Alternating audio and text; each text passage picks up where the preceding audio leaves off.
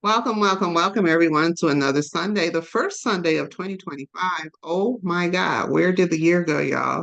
The first Sunday of 2025 for When Black Women Gather. My name is Helen Higginbotham. I am the host of this weekly social media platform that we have. And today, our guest is Coach Lisa A. Smith. Got to throw in that A because Lisa Smith is such a common name. So I'm going to give you your A.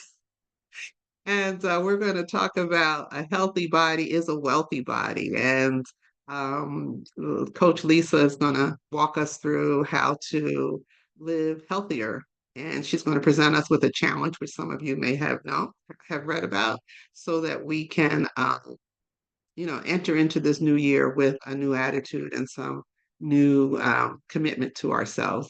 So we're not going to call it resolutions because it needs to be a way of life. Is that right, Coach Lisa? Sounds right. Yes. Okay. So again, this is being recorded. It will be posted on YouTube. So if you don't want to be on camera, please, keep your cameras off and you won't be. I'm going to do a quick introduction of Coach Lisa, and then I'll turn it over to her. She will talk to us. And if you have questions, please drop them in the chat. We will have a Q&A at the end, but if you just have a burning question that you want to ask right here, right now, then by all means, you can. All righty. So Lisa A. Smith is a health and business coach and behavior change specialist. She specializes in assisting individuals with achieving optimal health by eliminating chronic stress and destroying limiting beliefs to live a life of radical obedience. She believes that the overwhelming majority of disease and dysfunction in the US is a result of lifestyle, and that just because one can live with a disease does not mean that we should. Lisa holds a bachelor's degree in psychology and an MBA. She is founder of the Black Health Academy, which is committed to eradicating chronic lifestyle diseases that disproportionately impact persons from marginalized communities, um, with an ultimate goal of extending the healthy life expectancy of people of color. She is host and founder of the popular podcast, The Plant Protocol, the first plant-based coaching certification to be founded by a person of color whose target audience is plant-based vegans and aspiring health coaches desiring to take a whole food plant-based approach to combating chronic lifestyle diseases. In addition to conquering her own healthy journey, which she will share with us, she has also assisted hundreds of individuals with combat, combating chronic health challenges in order to improve their conditions and quality of life and contributions to society. I think I messed that up, y'all. Lisa's goal is to educate and elevate coaches and clients alike to the possibilities and benefits of holistic health and wellness. She is a highly sought after coach and speaker specializing in the business of health coaching and taking a plant, highly based whole food plant approach to combating chronic lifestyle diseases. And is it is our pleasure to have her here with us today. So join me in giving an amazing welcome to Coach Lisa. Hey, Coach Lisa, Hey, hey, I turn Helen. it over to you. Thank you so much for having me. It's a pleasure to be here. As Helen mentioned, I specialize in plant-based nutrition. So I really work with individuals who have what we call lifestyle disease, and that will be things such as being overweight, high blood pressure, high cholesterol, type 2 diabetes, autoimmune conditions, kidney disease, fatty liver disease, reproductive health challenges, a host of things. And so for many years, this year is our 10-year anniversary in business. I've helped individuals understand how to use food as medicine, helped individuals how to learn how to use food for mental health as well, emotional health as well. And Helen and I were talking earlier too about using food responsibly and when we're in states of stress as well. So I also specialize in helping people eliminate chronic stress and not just manage it. And so excited to be here with you today. I'll tell a little bit about why I'm in this work and how it started for myself. because I believe most people get into health and wellness because of their own personal health. It's a career where you kind of lead from the front. We typically have these amazing transformations, and then we want to go on to help other people. And so for me, my weight loss journey, my health journey started in 2012. I was overweight, working as a social worker at the time for the state of Michigan. And I decided that I wanted to do something a little different because, to be honest, guys, I was insecure in my body. And so I really wanted to feel comfortable in my own skin. I wanted to have body confidence. So I was working as a social worker for the state of Michigan. And I had a coworker at the time named Tiffany, and she would come into the break room every morning and make the same thing over and over again. She would make a yogurt parfait with like granola and blueberries every single day. And Tiffany was clearly fit and in shape. And I asked her, did she eat the same thing every day? And that conversation led to her sharing with me that she was a personal trainer. And so Tiff became my first personal trainer in 2012. She helped me lose my first 30 pounds, and then I went on to lose an additional 35. So I've lost 65 pounds in total. And that really spearheaded me into this interest in health and wellness. I lost weight. And then I ended up moving abroad a couple of times, living in Italy and living in China. And I continued to work out and really be mindful of what I was eating. And I, quickly realized that social work was not the career for me. So I resigned from my government job at the state of Michigan and decided to take a leap of faith, moved abroad to work an unpaid internship. And that really led to me, getting an interest in health and wellness and deciding when I moved back to the United States that I wanted to become a personal trainer myself. And I became a personal trainer, and at that time, it was just all about exercise science. And I know a lot of you guys know that you can't do the exercise without changing your eating. And I realized very quickly that I needed to learn about nutrition so that I could help my clients. And so the reason I became plant-based, which is a very uncommon reason, is for professional reasons. When I became plant-based, I was already at a healthy weight. I didn't have any weight to lose. I wasn't on any medications. However, I was a professional in health and wellness space and needed to understand nutrition science better to help others. And so I started studying what was the best lifestyle nutritionally that would help people lose weight and extend life. And so the super cool thing that I discovered, I know many of you guys probably know that the number one cause of death in the United States specifically is heart disease. It's heart failure, and it's, even more specifically, heart attacks and strokes. And so I discovered that a whole food, plant-based vegan diet was the only one that had the power to reverse heart disease. So not just combat it, but reverse it without, medical intervention like surgeries. And so I was really intrigued by that. So I started studying plant-based nutrition and learning the power of using food as medicine. So I got certified in plant-based nutrition, eventually retired from personal training, and went full on into the nutrition piece. And so I started my first health and wellness company 10 years ago in 2015, and launched the Black Health Academy in 2017. And since then, just been really passionate about helping marginalized communities of color better understand how to combat these health conditions that we're honestly dying prematurely from, right? And things that are preventable and things that are reversible. And so I know a lot of us tend to believe, things just run in my family and there's nothing I can do about it, but that is not true. And so, I wanted to come on today when Helen invited me and just talk about how can we use food as medicine? How can we take a plant-based approach specifically to combating some of these conditions for which we're taking medication for, these conditions that are overwhelming our bodies and our minds, everything from depression and anxiety to things like fibroids, and how can we take the stuff out of our diet that is disease promoting and consume more of the stuff that's health promoting. So that's kind of my expertise. That's what I love to do and what I love to talk about. And I know a lot of you guys know this on here, but feel free to confirm in the chat that, a lot of times it's not the strategy, it's not like the diet, it's not the food, but for a lot of us, it's our mindset and our beliefs, right? We'll get started on a protocol or get started on a regimen, but then it's the sustaining of it that becomes challenging if we haven't changed our beliefs or the way we're thinking.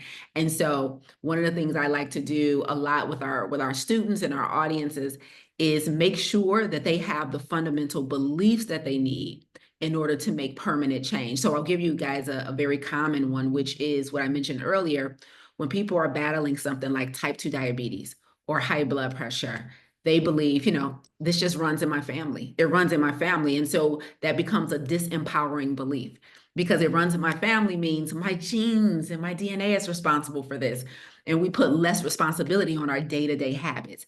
But when we take responsibility and ownership for these conditions, we'll quickly find there is so much that we can do about it. And when if we want to really base this on science, less than 10%, less than 10%, our genes have less than 10% impact on our health outcomes, specifically when it comes to lifestyle disease.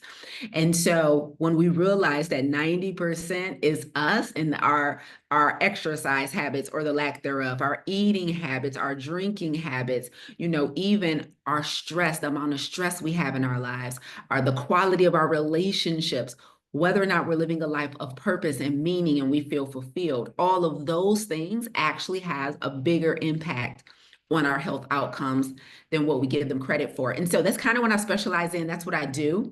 I would love to open up the floor for questions and discuss this a little deeper and see where you guys are in your health journey. What questions might I be able to answer about, either taking a plant-based approach to optimizing your health, beliefs, chronic stress.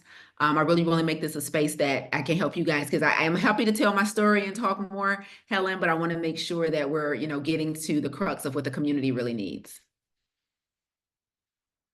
Oh, you muted, Helen? Sorry. Thank you. Yeah, I put some things in the chat here because, first of all, congratulations on losing 65 pounds. How long did it I know you said you did 30, the first 30 with your trainer and then the rest on your own.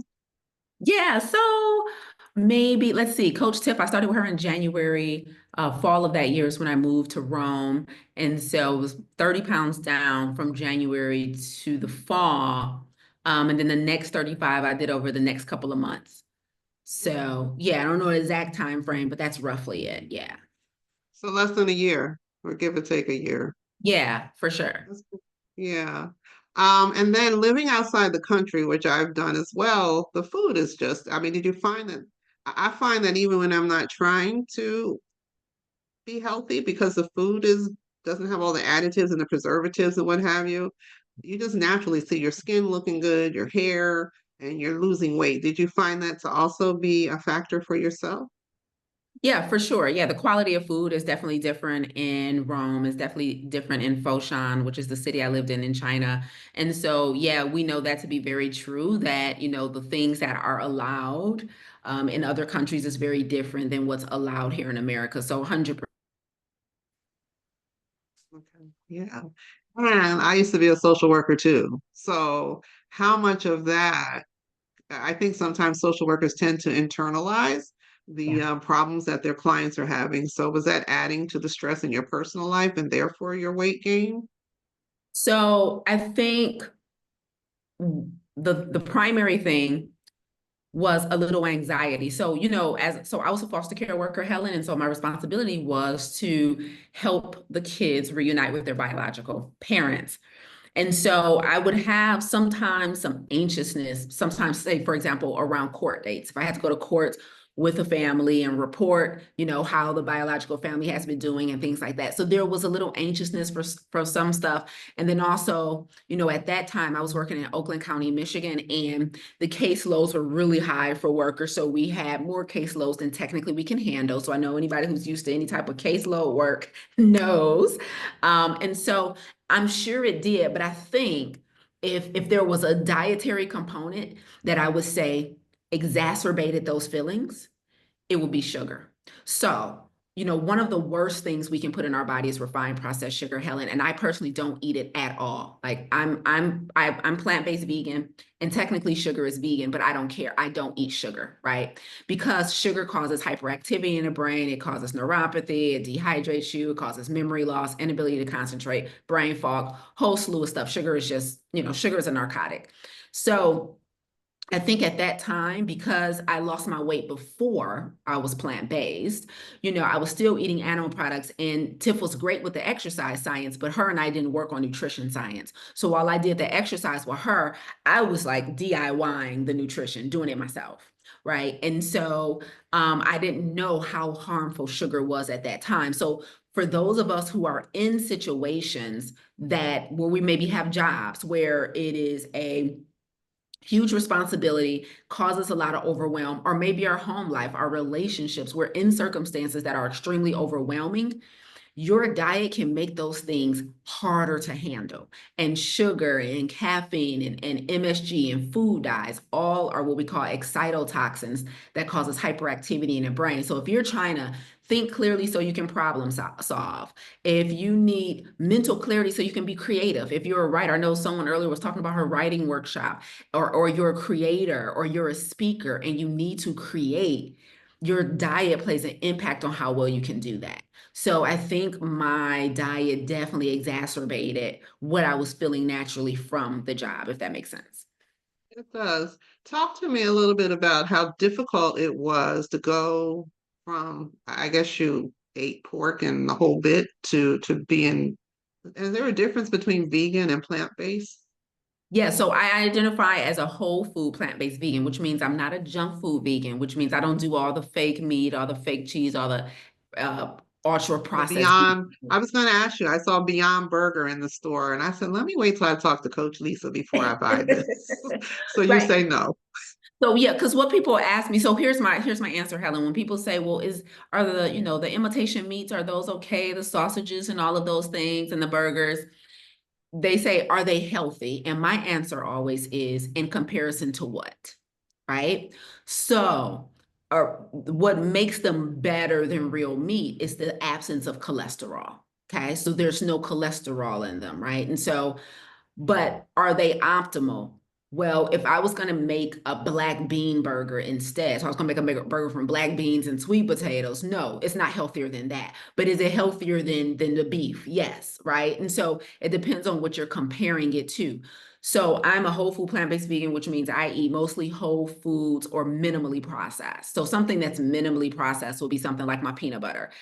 Technically I didn't process the peanuts myself. So they're a processed food, but the only ingredient is peanuts, right? So it's minimally processed versus the packaged vegan foods that have a bunch of, maybe they still have saturated fat in there, or maybe it's high in salt or sodium, or maybe it has added sugar. That's ultra processed, and I stay away from that stuff. But some of this stuff, if people are like, if I don't eat real pork or I don't eat real cheese, right? I'm definitely not at least about to eat black beans, quinoa, and avocado.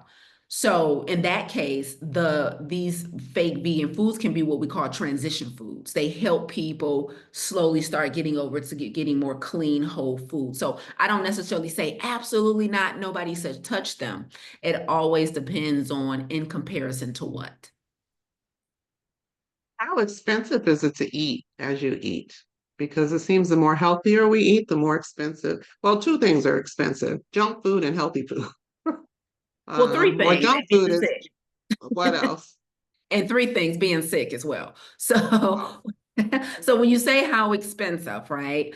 Well, one thing I tell people is when you take meat and dairy out of your grocery cart, your bill naturally drops. So I think sometimes, we have a hard time processing like, okay, it's not that it's more expensive, it's that you grocery shop more often typically because you're eating fresher food, right? And so if you're not eating a bunch of stuff out of a can, a bag, or whatever, a bunch of processed stuff, so that means the things you're eating don't have a long shelf life. So are you going to grocery shop more? Yes, because you're eating cleaner. You're eating more whole things. Real food rots. And so we're eating food that rots, right? As we should be versus things where, the life is already gone out of it and it has a shelf life.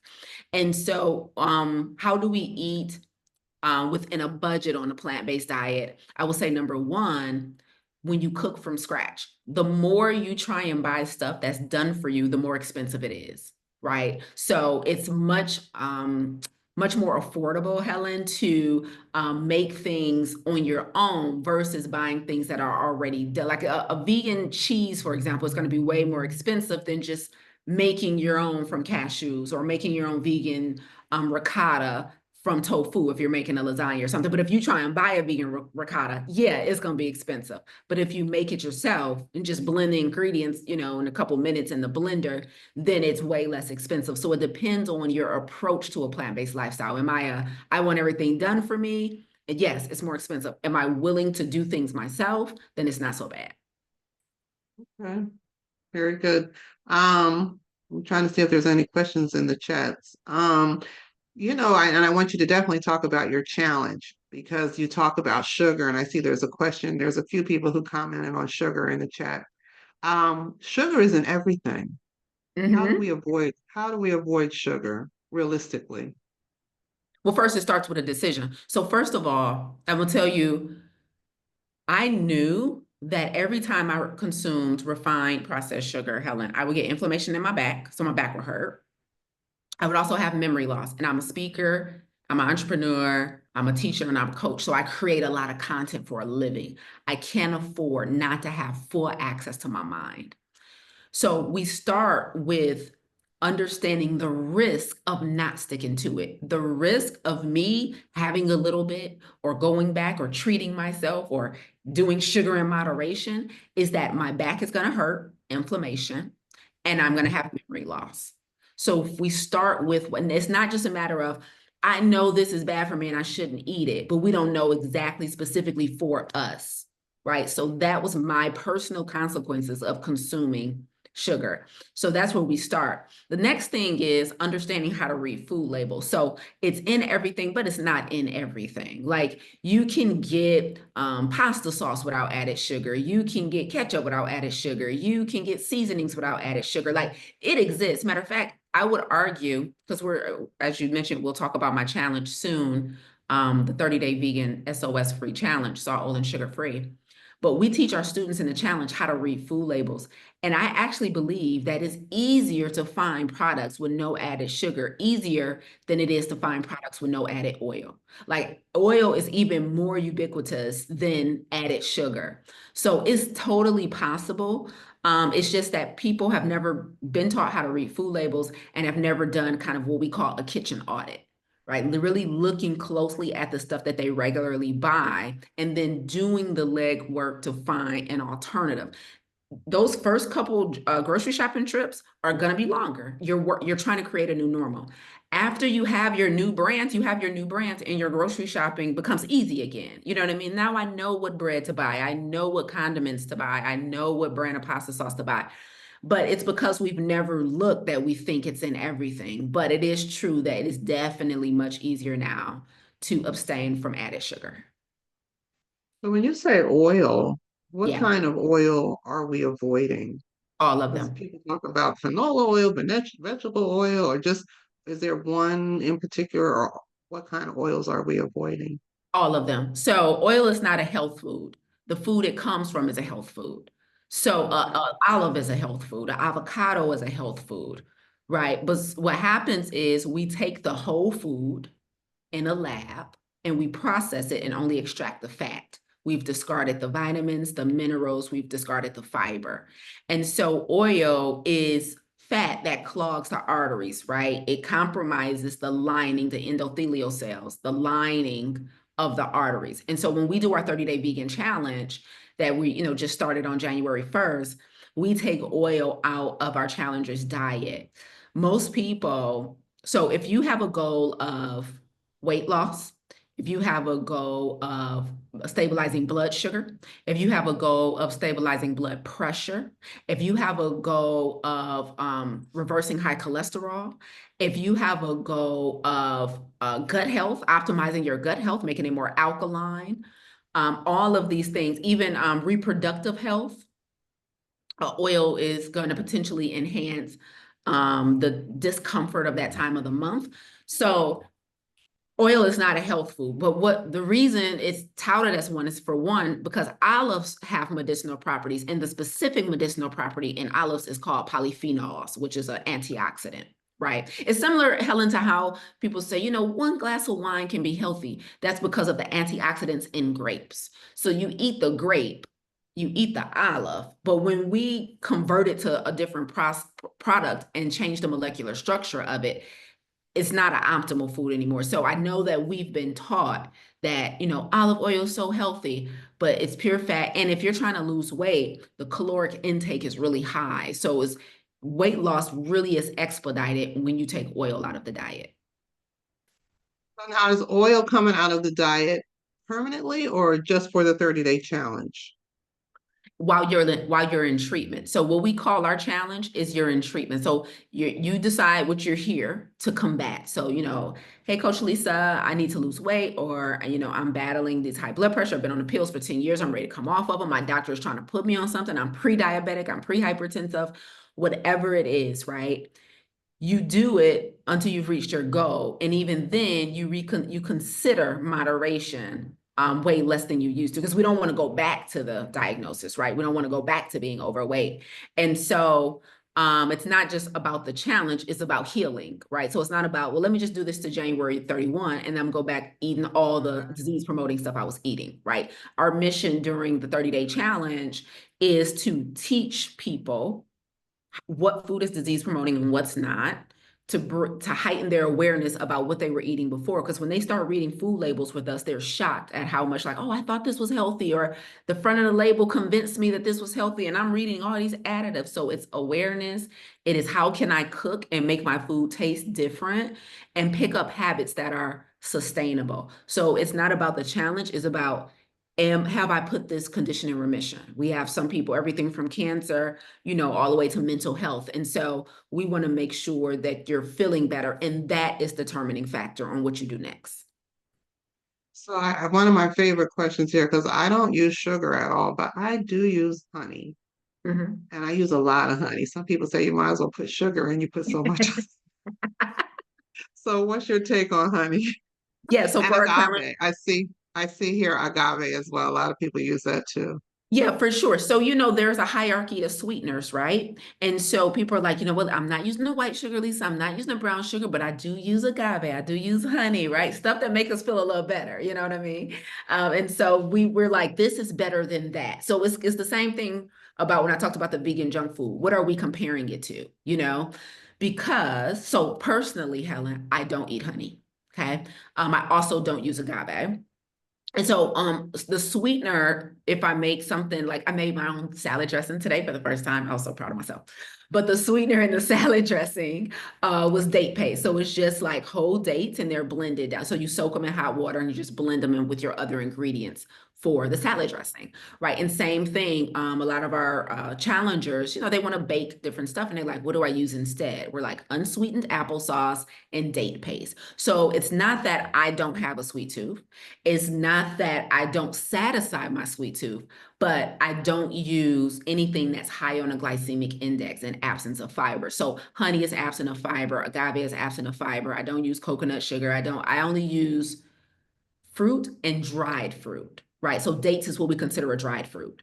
And so there's various healthier ways to satisfy your sweet tooth. So it's not that, I'm just eating broccoli instead. I still like, so when I make my banana bread, for example, I'm using really ripe bananas. So we know when the bananas turn brown, that's when they're their sweetest, and those are great for baking. So stuff like that. So we have all types of hacks, but honey and agave and all those things that people in their mind have said, this is healthier. We remove those.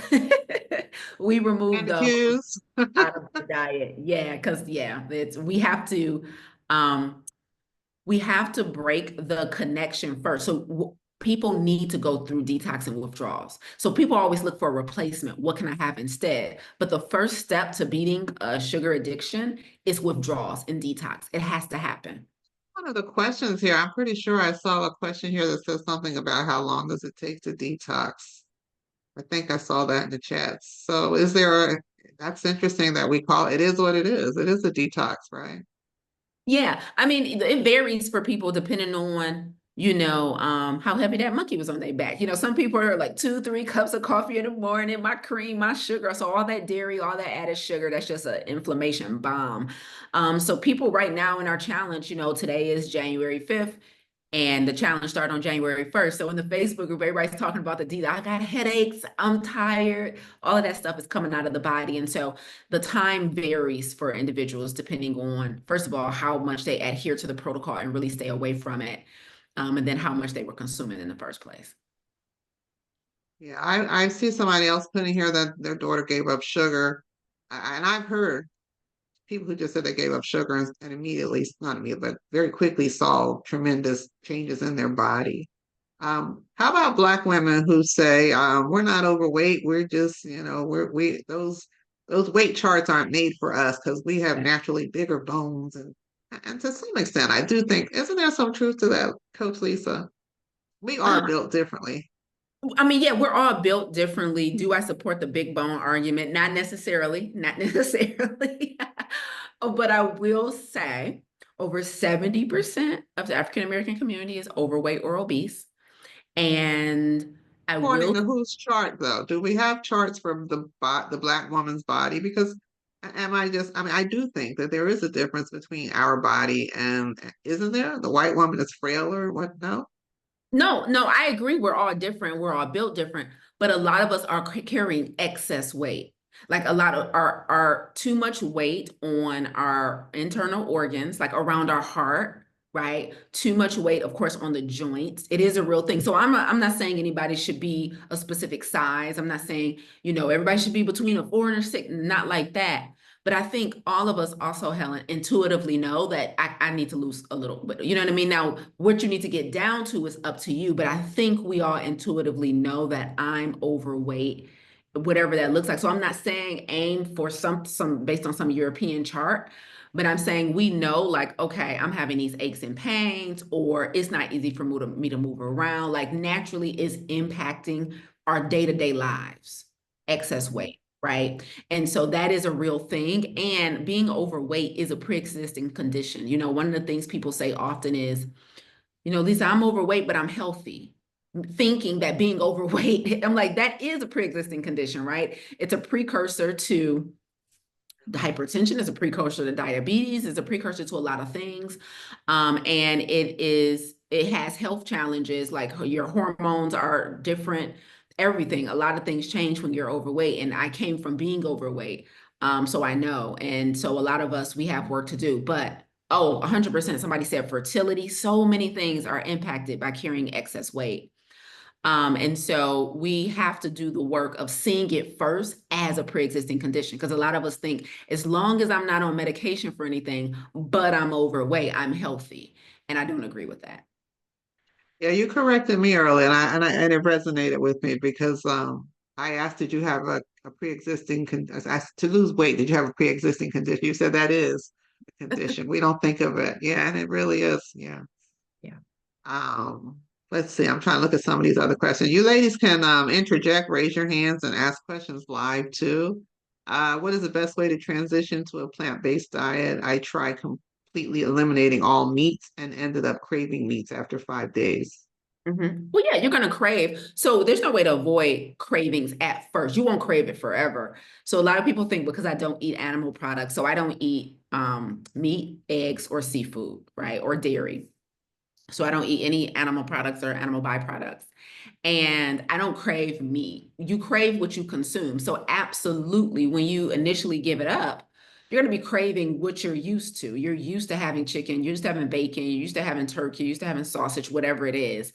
And so cravings are normal initially, right?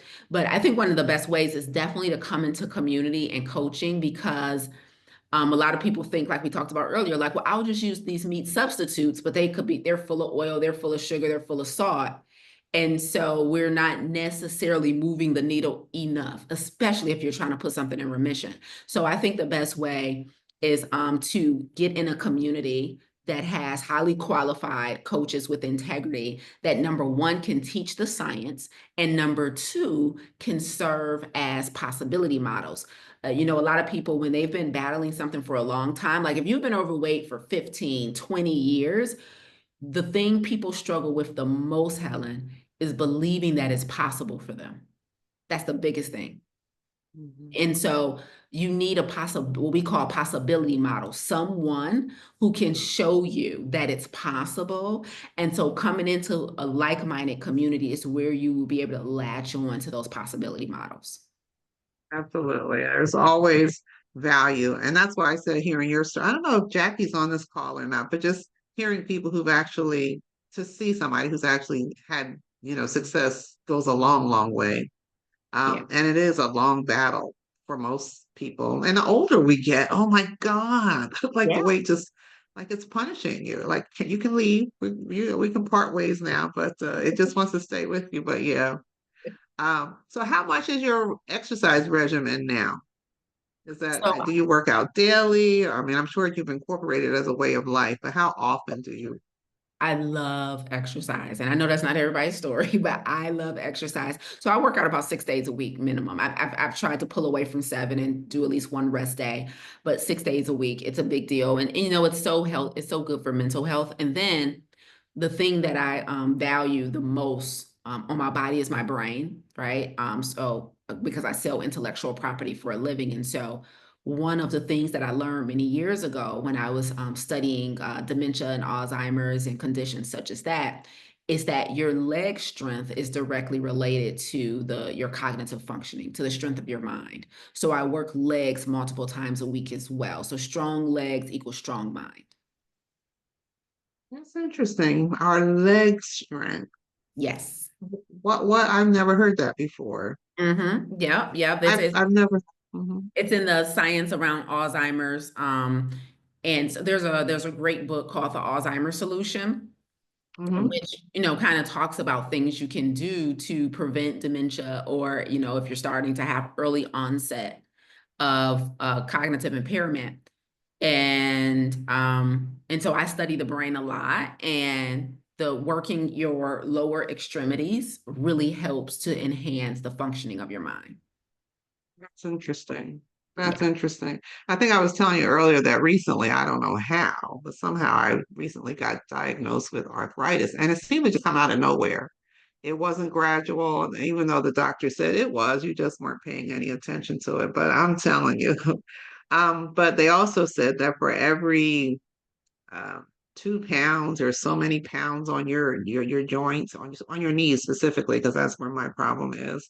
So when you talk about legs, that's interesting with the stretching and all is what I think I'm supposed to be doing. But um, let's see, is anything else in these chats? Is your exercise mainly cardio or strength training? Oh, I do a lot of strength training. Cardio is important, but I don't do a lot of cardio because I'm not trying to lose weight. And so if you do too much cardio, it breaks down muscle. And so I'm not interested in breaking down muscle. So I do cardio, but I do more training than I do cardio.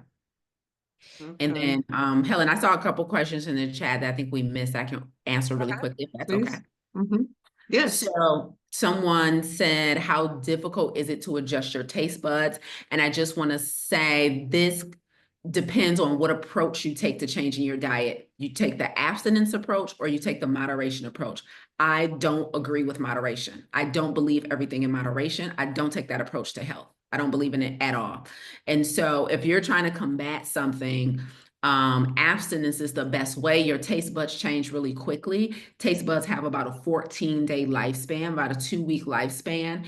And so again, we crave what we consume. So if you only try and moderate something, meaning you're still consuming it, it's going to be hard for your taste buds to adjust, for example, to the natural taste of broccoli or carrots, because you're used to having all of the saturated fat on it. Like this needs butter, this needs oil, this needs sugar. And so your taste buds adjust when you give it the best shot by doing abstinence. And So then you're best, saying cold turkey. You're saying go cold turkey, just cut it out. especially if you're combating, especially if you're already on, metformin for diabetes, or if you're taking a high blood pressure, what I need people to understand is that you already compromised. Like moderation is what got you to the diagnosis. People think I can do everything in moderation, even though I'm already overweight or already on medication or already pre something, pre-diabetic, pre-hypertensive, whatever, or, trying to keep cancer in remission or whatever it is. Like I'm already not sleeping well. I'm already tired. Or you already have chronic fatigue. why would you do everything in moderation? And you need to be battling something. Moderation is for those of us who are completely free of any imbalance in a body or a mind, and we can afford literally a little bit every few months. But people are doing everything in moderation as if they're not already unwell. So that's my issue with moderation, is that you moderated yourself to the diagnosis, to the weight, to the current health status. Moderation is not going to get you out of it. You gotta be a little more radical at this point if you want to completely be like stop at the advancement of the kidney failure. You get what I'm saying? So that's what I I want people to do. understand. Yeah. And I also like the fact that you're doing this challenge as a group because there must be value in being a part of it. There's something about peer pressure, accountability, um, somebody else to keep you strong. So can you talk a little bit about that? I asked people today to bring somebody that they know will hold them accountable for whatever Oh, they decide to do. So yeah, let's be accountable to. But anyway, can you talk about the I don't know why it is that, I say when we put our stuff out on Front Street for other people, somehow we find, I don't know why we're more loyal in those mm. situations than we are just to ourselves. So, so let's talk a little bit more about your challenge. And also, somebody talked about what appliances do you need to get started. And I'm assuming they're thinking about juicing. And do you do any juicing? I buy them. So I pay for peace. Y'all need to know. I don't make a whole lot of stuff from scratch. So I do believe in juicing. I don't juice. Okay. So I will happily pay good money for other people to do stuff for me. But do I believe fresh pressed juices are healthy? I do. So first I'll talk about a little bit what you said about the power of community. You're 100% correct, Helen, that um, community, I think, is one of the biggest cheat codes to reaching your goals in any area, not just health. With if you're new to business, if you're writing a book, if your community is one of the biggest cheat codes. And I think a lot of times, at least it's what I found. I serve mostly Black women, and what I found is either one, there is some type of shame sometimes in needing help, especially if they're exceptional in another area. So like they might be killing in a career, or people come to them for in another area, and but their health is one thing they haven't been able to master or get in front of or stay consistent with. So sometimes there's maybe some feelings of shame or guilt or embarrassment about needing help. And so they might get into community, but then they don't show up in community. So they're in a community, but I'm just going to listen. I'm not going to speak. I'm not going to ask a question. I don't want anybody to know I'm struggling. And so we have to get past that first and foremost, because community is where if you don't believe, you can borrow somebody else's belief. If you don't believe it's possible for you, you can get a possibility model. If you don't have the mastery necessary to execute, you can learn things like the science. I mean, community is unmatched. So I've been facilitating communities for years, for the majority of my career, for that reason. So for this challenge that we're doing right now, Helen, we have over 1,400 people registered. We Oh, started January 1st. It's completely vegan, no salt, no oil, no sugar. We have a protocol, we give a recipe book, and I teach live twice a week. So every Wednesday evening and every Saturday morning, our challengers are with me so that they're learning all the things, being supported by community, listening to those testimonials, but also listening to the struggles and getting coached through them, right? So community unmatched. And then there was another question at the end of that. What was it? I'm sorry, I'm doing two things at once. I don't remember. I'm sorry. It's just- I know the community, and we talked about the apparatuses that people need to keep themselves healthy. Oh, yes, yes, Um, yes. You asked me about kitchen gadgets and utensils. Okay, so I am in my life personally a minimalist. So what that means is I don't like a lot of stuff. Like I don't have, so I'll tell you what I have in my kitchen. I have two pots and I just got the second one on Black Friday. So I have you're bad as me. Like you're worse than me. I got three. let's go. I got two pots and one blender, y'all. Two pots and one blender, and I am whole food, plant-based vegan. And so there is a population of people in the plant-based world who are like, all into the recipes and all into making everything from scratch. And they got food processors, they got rice cookers, they got air fryers, they got juicers. I have none of the above. Okay. And so I'm on the other end. Like I don't mind cooking. It doesn't bother me. I enjoy it, but I like simple, I like one pot meals. So I'll make a big pot of lentil soup. I'll make, a chili. I'll make pasta. I like one pot meals. I make stir fries, I'll do my tacos. And so I like simpler stuff. I don't have a kitchen full of recipe books. I don't pull out a recipe book every time it's time to cook. No, no, no, no. My stuff is very simple, very easy, but you can do either part. But both people, my point is, both people can be successful in the lifestyle. You could be very simple and easy like me, or you could be like, man, I love trying new stuff, Lisa. I love recipes. I'm into culinary arts, and you can be successful as well. And so, but I don't want people to think that it has to be sophisticated to be successful. Mhm. So. Um, And Somebody's no, it's not asking what too is, late. I think somebody asked about the challenge. I was going to mention that. yeah, go ahead, Um, please. so no, it's not too late to register for our challenge. I'll drop the link here in the chat. Our next class is coming up this Wednesday, January 8th. Wednesday nights, we meet at 6:30 p.m. Eastern, Saturday mornings, 8 a.m. Eastern, and that's for the entire month of January. And so you guys have missed 2 classes so far. The first class, we're keeping the replay available on my YouTube channel. The second class is already locked, so you've missed that. Unless you upgrade to VIP, then you'll have the replays until February 7th. But it's not too late. I would recommend getting in like today, so that you can get the recipe book, get all those things, and join us. And the challenge is free. And you have the option to upgrade to VIP if you want, replays and more personalized access, because the VIPs are in the Zoom room with us, whereas general admission, they watch the challenge live on my YouTube page. And so it depends. Your preference is your preference.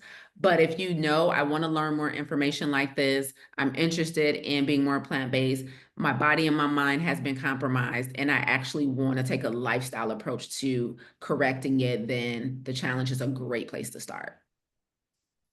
We have two hands up. Judy, did you want to ask a question? Hi, Hi, Coach. Judy. I wanted to ask about how do you get enough calcium Mhm. from a plant-based system, particularly for Yeah. people who have compromised bone health, Mhm. or also is the amount of calcium that they're saying we need actually correct? And the second one is how do you tackle fatty liver disease with plant-based? Thank you. Yeah, thank you. So calcium doesn't come from dairy. You can get it because the cows eat the grass. Calcium is a mineral that lives in the soil, right? Lives in the earth. And so all the best quality of calcium comes from dark leafy greens, Judy. So is it easy to get enough calcium without eating animal products? 100% yes. You don't need yogurt, you don't need milk, you don't need all of that animal byproducts. Is because the animals eat the plants and then we eat the animals. The animal is the middleman. They're not the Okay. source. That makes sense? Yes, it does. Thank you. Okay, so, and then here's what I'll tell you.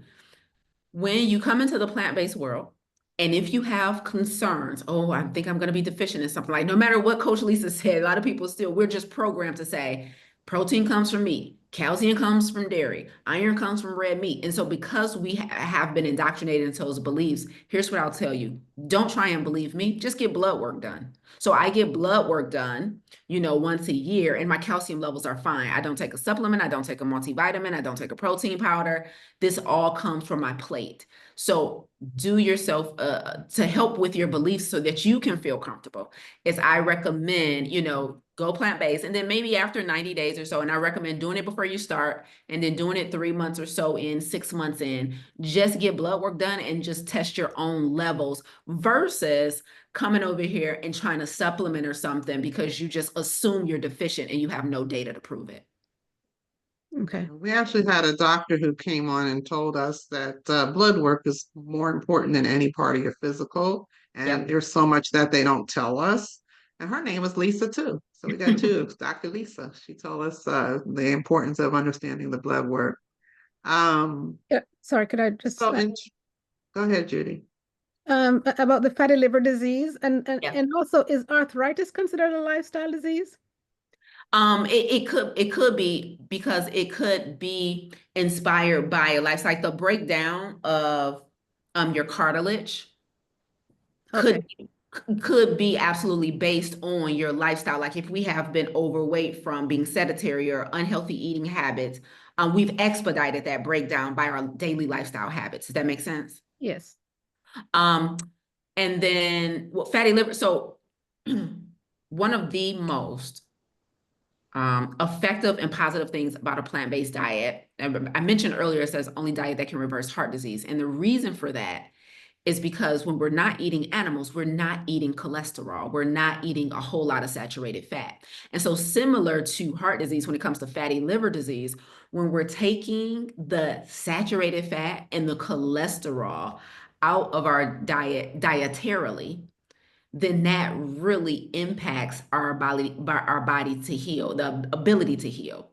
And so the fatty liver disease is all of the excess fat that a lot of us get from our diet. And so absolutely you can see improvements in because the most common form of liver disease, it used to be alcoholic fatty liver disease. Now it's what we call NAFLD, non-alcoholic fatty liver disease. So today, more than any time before in history, fatty liver disease is caused by diet and not alcohol anymore. We used to only see it mostly in alcoholics. Now our diet is so full of saturated fat, unhealthy fat, and cholesterol that we're seeing people non-alcoholic fatty liver disease. And so absolutely, when we stop eating the animal products, because that's the only place we get dietary cholesterol. You cannot get cholesterol from plants and grains and nuts and seeds. You get it from animal products and byproducts. We take that out of our diet, we can definitely see improvement in those conditions. Thank you. Yeah. Did Rochelle, and then we can kind of peruse some of these questions in the chat as she's talking. Go ahead, Rochelle. And Rochelle is, like I said earlier, she's although I remembered you through Jackie. Rochelle's the one who texts me like, "Hey, this lady's doing a challenge."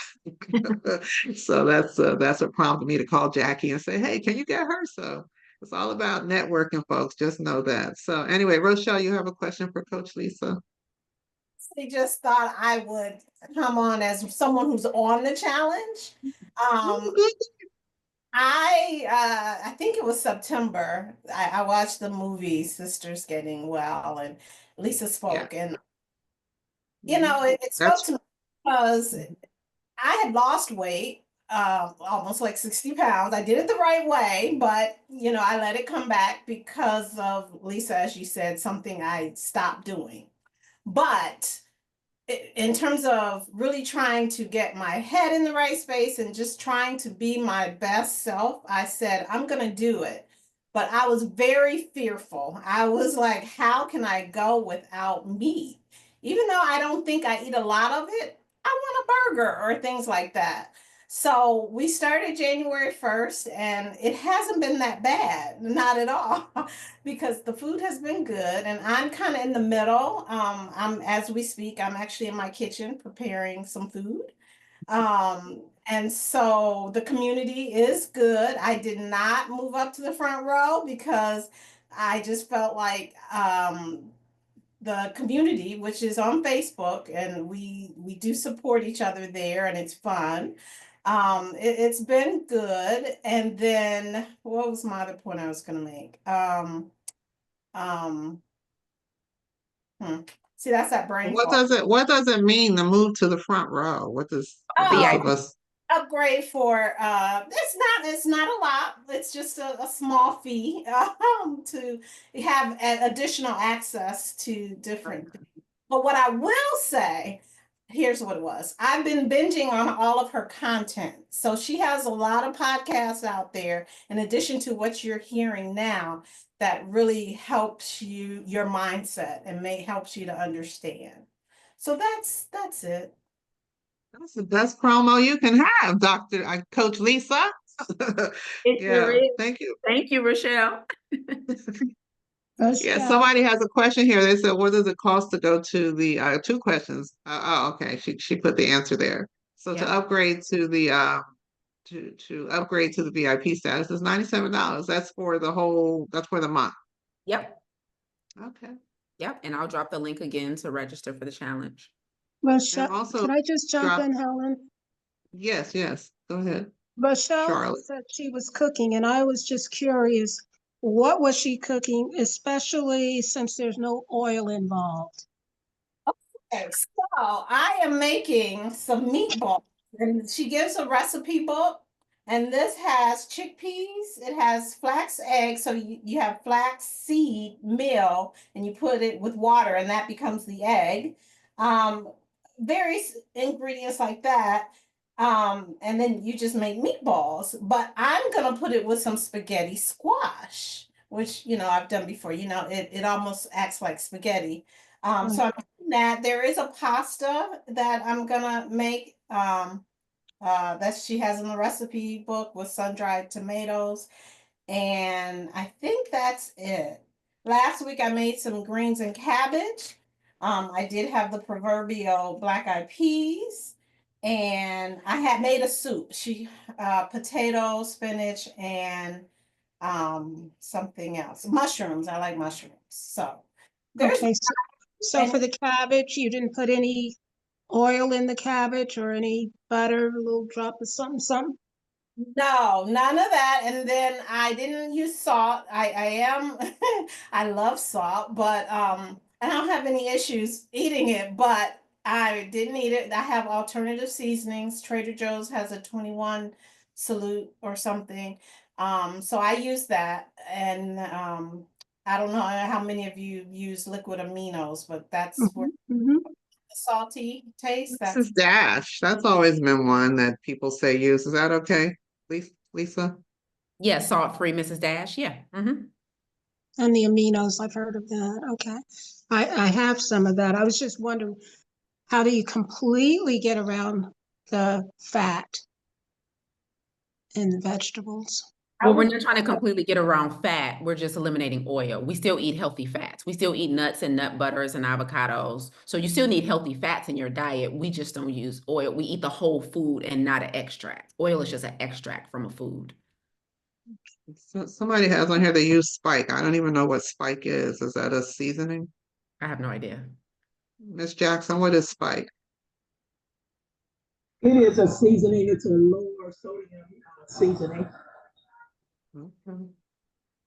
Thank you, Miss Charlotte. Veronica, I see your Thank you, hand. You have a Rochelle. question? Yes, I Did you do. have Thank another you. question? Okay. Go Thank ahead. you, lady. Uh-huh. I'd like someone else's message in here. I think I'm still a little taken back by this oil thing. So what would you suggest those of us that need to give up cooking with oil? How do we make that, like, what do we do instead? There we go. Yeah, so I highly recommend you first to get more context on this because we're gonna have to hop off soon. It's been an hour, but watch the replay, the first class of the challenge where I answer a lot of these questions. And again, the replay is free and it doesn't cost you anything. When you sign up, you get access to the replay. But we cook with liquid, right? And so we can saute with vegetable broth. We have no salt added vegetable broth and water and cooking wine, cooking vinegars. We use liquid. So you can do everything you need to do without oil. So I don't know if that answered your question. I don't know if you have a specific question. No, that's perfect. No, thank you very much. Okay, you're welcome. I remember my sister who didn't eat pork, making literally hamburgers with water in the pan. And I still do that. I don't know. It creates its own fat anyway, or grease anyway. Exactly. And so do a lot of vegetables because vegetables are 70 to 80% water. So like if you just put them in the pan on the right heat, they will create their own liquid. So and then also the other thing is your cookware itself. You want to make sure you have good nonstick cookware, but sitting the food in the pan and not touching it, like mushrooms, for example, create a lot of water, create a lot of liquid. And so our issue is we move it around, we don't have it on the right heat when we put it in there. And so just being more well-versed on techniques like that will help with how your food turns out. But do we need oil to cook, or do we need oil for nonstick? Or is it a health food? No, no, and no. Okay. Let me ask you real quick and I'm gonna let you go because I really appreciate your time. What about supplements? Do you recommend supplements? And if so, which ones? No, I I don't don't, recommend. yeah, vitamin. No, I don't recommend supplements. So, the only, now I'm not saying people shouldn't take them. I'm saying they should only take them if their blood work shows a deficiency. So some people just take supplements and have no evidence that they need it. We have to remember that supplements are meant to supplement a diet. Some people are trying to take daily vitamins or powders for the source of the vitamin or mineral. But your first short source should be food. You get blood work done regularly to say whether or not you need to supplement. Supplements should be a necessity, not a requirement. That shouldn't be mandatory. So the only thing I personally take is vitamin D because I have an allergy to the sun. So I don't get a lot of vitamin D naturally because I have a sun allergy. But that's it. I don't take a protein powder. I don't take a multivitamin. I don't need it. So I'm not taking it just because that's the way I feel. It's because my blood work shows all my levels are optimal. Okay, perfect. I'm just scanning these questions real quick to make sure. Does anybody have anything that's absolutely pressing? Because I want to let, Yes, I do, Miss. What type of water? Do you use the bottled water? Do you use tap water or alkaline? What is your feed on that? The most optimal water is spring, living water, but you want to drink what you have access to. So if you want to drink alkaline, if you want to drink filtered, that's fine. But the most optimal is spring water. in one hand, C. Johnson, go ahead. Real Colin, quick, I just please. wanted to mention that the lab work that Lisa is talking about, both Mhm. Quest and I forget what the name of the other laboratory is, will allow you LabCorp. to request your lab work without a doctor's appointment.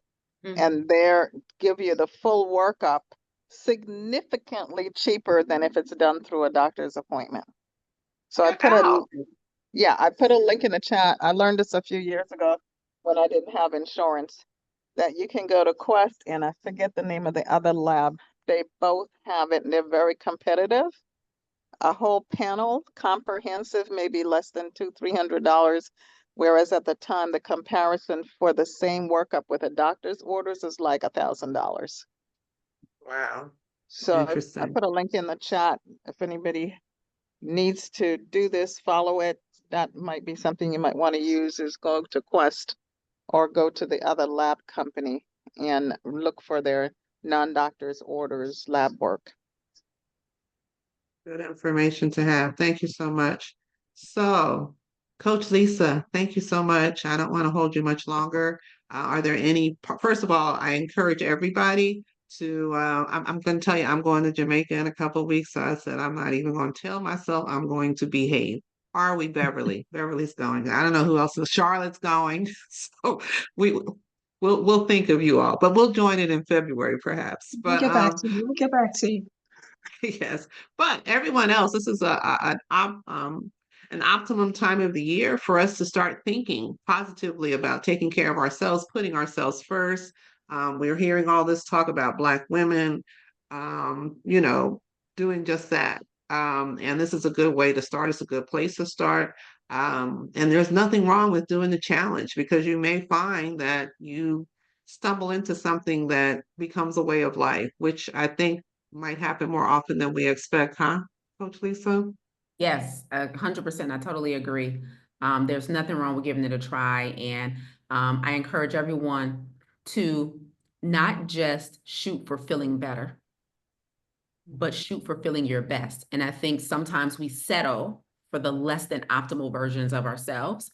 And that's doing ourselves a disservice. So don't just settle for hopefully I could just get medications reduced. No.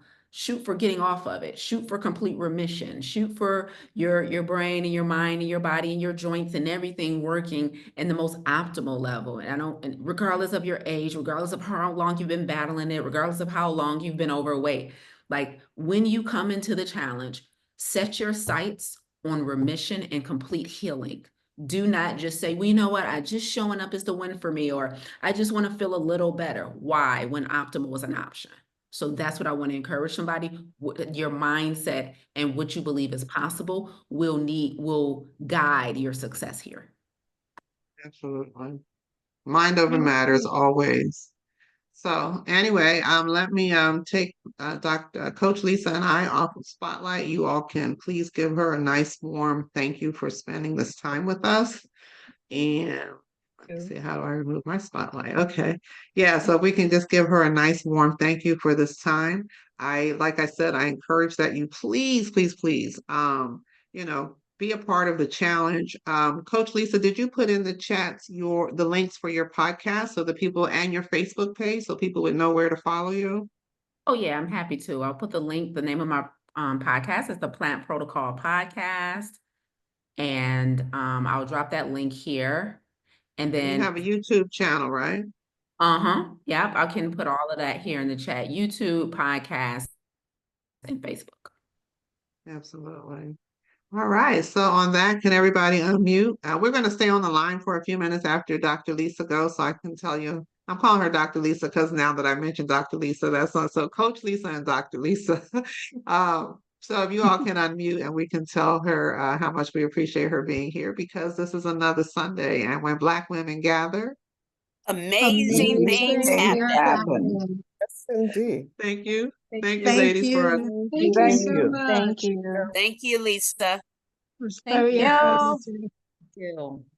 Thank thank you, you all for another amazing Thank you. Sunday.